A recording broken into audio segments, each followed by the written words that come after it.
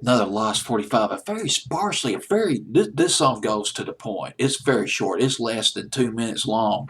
It's by The Innocents, coming in at number 94 the week of August 20th, 1960 on Billboard's Hot 100, and the song is called Honest I Do by The Innocents.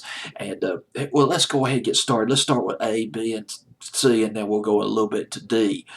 The A part of this thing, they were originally known as the Emeralds. From California, they formed in the late 50s. Then they became known as the Echoes.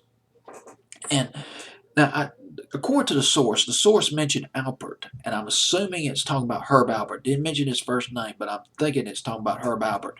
Herb Albert was producing sessions at the Ampex record label, and he hired this band, the Echoes, to sing backup on the sessions. And they sang back up on a very obscure record by female artists. Well, one day, back in June of 1960, June of 1960, Herb Albert was late for an appointment with the band. Band moseyed down the street to Hollywood Recording Studio, and they met the in-house producers, Gary Paxton and Kim Foley. And right there and then, they auditioned Honest I Do. Kim Foley was so impressed with the audition, he said, let's do it. Let's go ahead.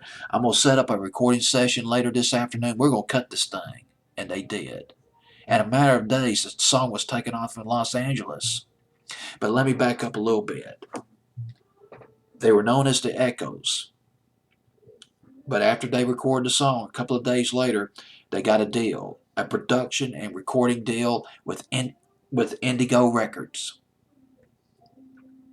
And they were Christian, the Innocents. They called themselves the Innocents. The song Honest I Do took off in Los Angeles. A couple of powerful radio stations picked it up. It was doing so well in Los Angeles that they got an invite to perform on Dick Clark's American Bandstand. I believe the date, don't quote me on the date, is either June or July 29th, 1960. And when they got on American Bandstand, the song took off. It sailed into the top 30, got as high as number 28 on Billboard's Hot 100. They were really popular for a while, the Innocents. They got even more popular when they backed up. Well, let me go into this. I can't go into, this is the D part. We did A, B, C. Now the D part of it, I can't go too deep into it because we're getting off topic. But what happened, they were performing, the Innocents, they were performing. I take this was a local television program called Dance Party. It was it's the same genre as American Bandstand with live bands playing a dance thing. It was hosted by Wink Martindale. The Innocents were performing on that show one afternoon when they met Kathy Young. She was in a girl group, an obscure girl group, up and coming.